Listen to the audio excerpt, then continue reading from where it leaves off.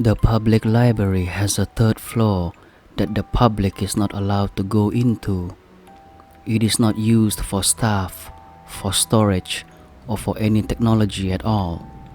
The elevator does not travel to that floor, and the stairs pass the third floor, landing without acknowledgement. The building itself was seemingly built to include the third floor, but no possible way to access it. It has never had a maintenance issue, no leak or broken windows to attend to. The third floor was a peculiarity in our small town, but live here long enough, and you never think about it anymore. I was 9 when I saw her in the window. I was incredibly proud of myself for biking to the library all by myself. My mom had told me that I could pick out 3 books and then come straight home, but I took my time there. I even stopped at the bakery on the way and had a chocolate croissant, slowly oozing chocolate, in my parka front pocket. I locked my bike by the front entrance and looked up. I don't know why I looked up. Maybe to take in the scenery that had come to demonstrate adult independence to me. She was in the third window to the left on the third floor, and she was completely immobile. She looked down at me as if she had asked a question and was waiting on my reply. I didn't pay her much mind, as I thought maybe she was just a patron or a library worker taking in the view. She watched as I made my way through the front doors and into the cool air conditioning within. Children's was located on the second floor. Normally, this is where my mom steered me, but I figured that I was a grown-up now and made my way to young adult on the next floor. I'd been here many times with my mom, and I knew that while young adult was technically the 4th floor, it was the first landing up from children's. When you're a kid, you don't really think much about things like that. It was just the way it was. So I made my way up to the next floor and approached the large wooden door to the right. It looked like every other door in the library, completely innocuous. I pushed it open, and the smell of damp mustiness greeted me. The stacks inside were dark, and it didn't seem as if anyone was there. "Can I help you?" a librarian asked from off to my side. "Yes," I mustered up my most grown-up voice. "I am here for the young adult literature." She didn't say anything, but silently took me in. What must I have looked like to her? A dumb kid with scraped knees who had put too many syllables into the word literature. She considered me for a moment and finally nodded, pointing further down the stacks and waving me off. I nodded genially and followed her pointing finger. I could have only imagined what kind of books awaited me in young adult. It wasn't entirely what I expected. I didn't understand a lot of the words, and I feared I'd made a mistake in venturing up to young adult. Clearly, I was not ready for young adult literature if I couldn't even understand half the words or the symbols. I knew it wasn't in another language because it didn't look French or Spanish. It looked like English, but when my brain looked at it, the letters didn't seem to come together right. It was like there was a block in my brain, intentionally blacking out or scrambling some of the letters so that I couldn't quite get there. She appeared suddenly behind me. "Can I help you find anything?" she asked. I don't know. I like animal stuff. Do you have anything like that?" I asked, wondering if maybe that was too babyish for young adults. She nodded and moved down the aisle next to me. I could see her face blurring between the books between us. She'd perused the shelves and occasionally pulled down a book or replaced another one until finally she came back over to me. She handed them to me, and I almost fell under the weight. These books were bigger than any I'd ever read before. Luckily, she'd seemed to have picked some that I could easily understand the titles at least. Snake Tales and Other Warnings, The Jackal's Promise, and Loosens a Fox's Tongue were the titles she'd chosen for me. To be honest, they didn't seem like my kind of books. She looked down at me, waiting for my reply.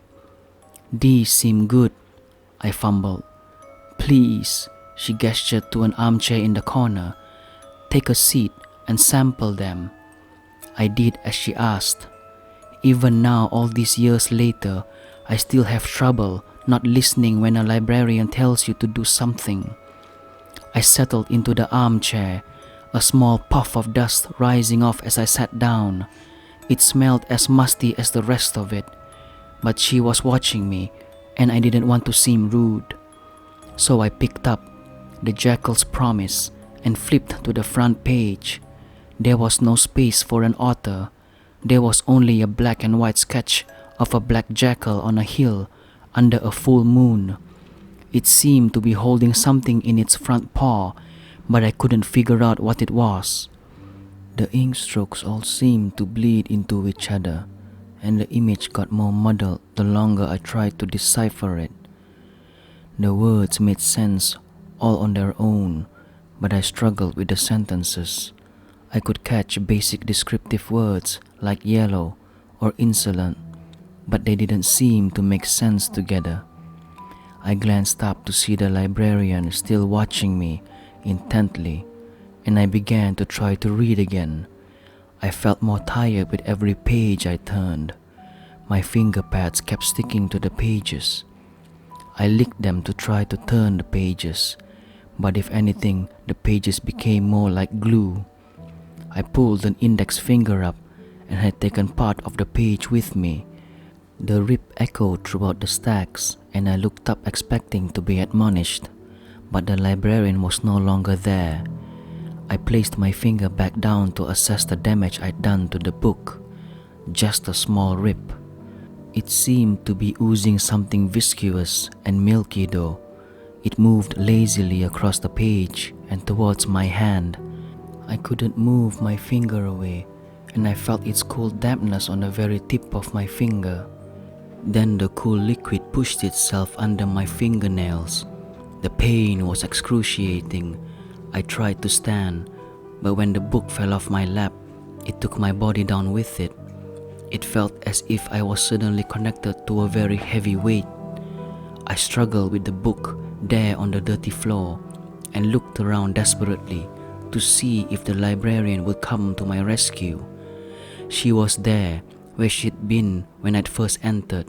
She only watched me, looking more animated than I'd seen her yet. Her hands were curled tight into fists, and she seemed to only be barely restraining herself. I felt like the mouse struggling in the glue trap that the school janitor had placed out. I had watched it struggle that day alone in the school's hall closet. Its whines were high and pitiful until finally it gnawed off the paw that had trapped it in the first place.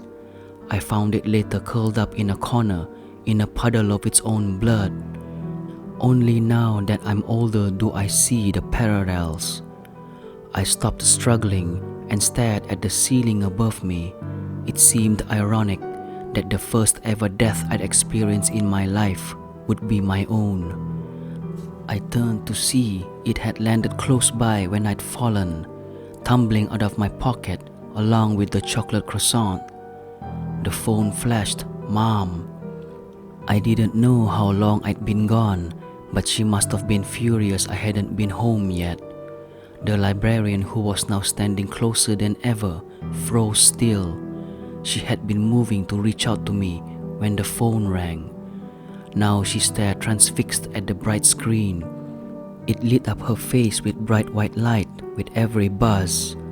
I could feel the book loosening its grip on me, and she retreated angrily away from the light. It slipped off with an unpleasant slug noise and lay harmlessly on the floor beside me. I picked up my phone and sprinted through the stacks, my phone still buzzing incessantly. If you'd ever had a mom try to call you and get no answer, you know they don't stop calling. The screen illuminated the floor before, flashing wildly, until I reached the landing door. I slammed it shut behind me and sprinted down the landing before glancing down at my hand. The fingernail on my index finger was missing. There was no blood at all.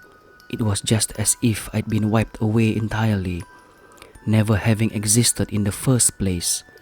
No one has noticed that missing fingernail ever since. I realized later that I still had one of the books in my backpack that the librarian had recommended to me, Loosen a Fox's Tongue. I eventually went to return it to the library after I'd gained my nerves back. I didn't want anything in my life that she could trace back to me, even unpaid library fines. I climbed my way to the third-floor landing, hoping to simply leave it outside of the door as an offering or maybe an appeasement. However, there was no door on the third-floor landing to leave it at. When I asked a library worker about it, she said there never had been.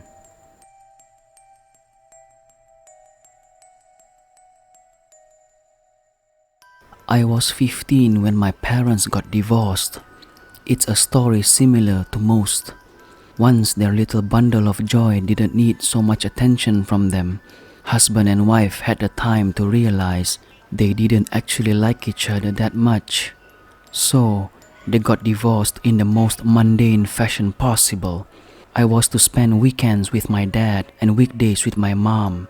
My dad wasn't even planning on moving out of town, just a couple neighborhoods over. It happened when I was at my first weekend with Dad. I had kept the book all these years. I tried to return it, but there was no possible way to do so. When I thought about simply leaving it somewhere in the library, I felt sick. What if I left it there and the third floor opened back up for whoever found it to return it themselves? I just couldn't risk it. I took on that burden in the way that every teenage boy thinks they're saving the world by sacrificing themselves. So, there it sat for all those years. It laid almost listlessly on my bookshelf, shoved off to the side and out of my sight. That is, until it was time to move. I felt compelled to bring it with me to Dad's. The risk was too great for my mom to stumble upon it while I was gone. So into my dark blue duffel bag the book went. I had never opened it in all those years, and I never planned to. I just needed to keep it close so that no one else ever would. Dad was helping me unpack. He had rented a 2-bedroom bachelor pad, and he showed me to my room. He'd gotten baseball sheets for the twin bed. I hadn't played baseball in years, but he was trying. I set down the duffel bag on the bed and looked around. So, I remember thinking to myself, this is my weekend home. How fancy. Dad had unzipped my duffel bag and was tossing out clothes onto the bed to put away in my brand new IKEA dresser drawers. Then he grabbed the book. "Hey, this is wonderful, Jake. You're a reader, just like your dad," he said, holding up the hefty book. That's personal," I yelped as I grabbed for the book. "What is this anyway? I don't think I'm familiar with Loosens a Fox's Tongue," he said, flipping it open to the first page. There was a black and white sketch on the first page. No room for an author. The ink strokes moved together to show a human hand clutching the tongue of a fox. Still resolutely in its mouth, the fox's eyes were watery and far away. "Hey bud, this is a little, weird. What's it about?" He flipped another page, and I felt like I was rushing back to the third floor of the library. The symbols were the same. The letters swarmed in and out of the page, blurring and twisting around my field of vision. Words like mistake and hallowed rose to the front of the page and then sunk back in. I couldn't understand any of it still, all these years later. He flipped wordlessly through the book. More illustrations appeared, then disappeared just as quickly. There was a saw sketched darkly in the blackest ink, a fallen tree, eyes watching from a cottage, a storm, and more words. He turned the pages so quickly I didn't think he was even looking at the pages. Then it happened. "Ah, shoot!" he said. He held his hand up and I could see a small bead of dark red blood blossom from the tip of his thumb. Paper cut. I braced myself for the inevitable, reckoning the book would wreak upon him, the milky white liquid, the pain. Then, nothing.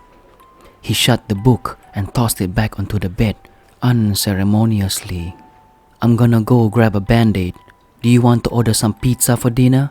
he said over his shoulders as he left. The night passed largely without incident. We ate pizza and watched all reruns on TV. Dad fell asleep in his chair.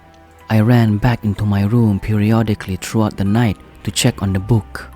It still laid there innocently on the bed, daring me to find anything out of place.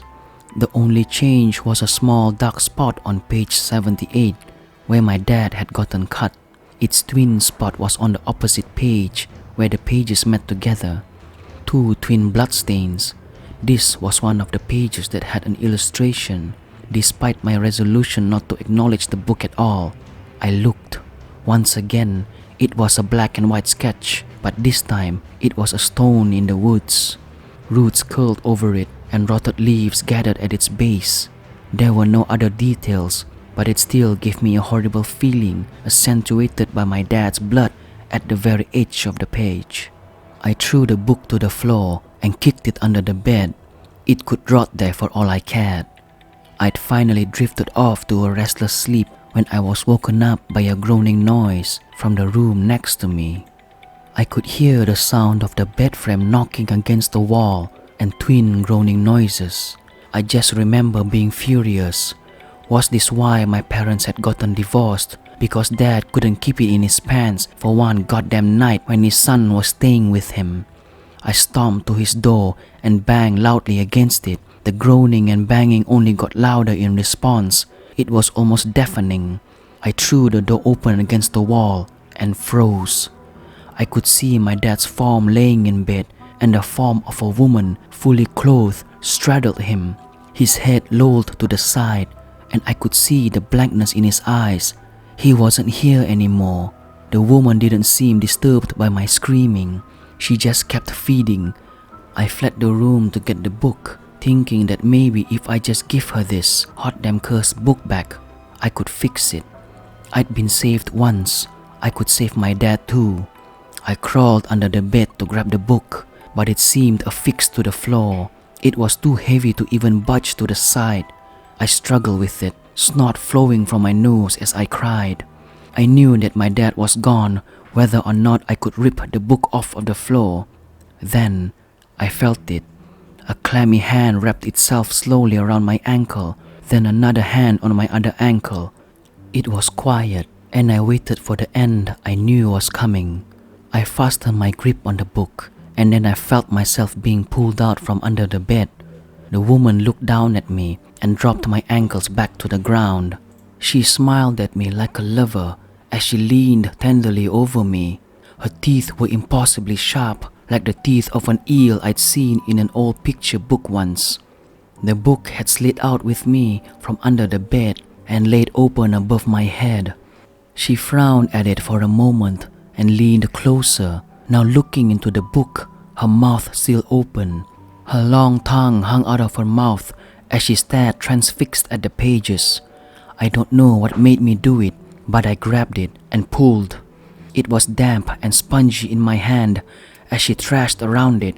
Her mouth gaped and she tried desperately to close her teeth around my hand, but was choking on her tongue.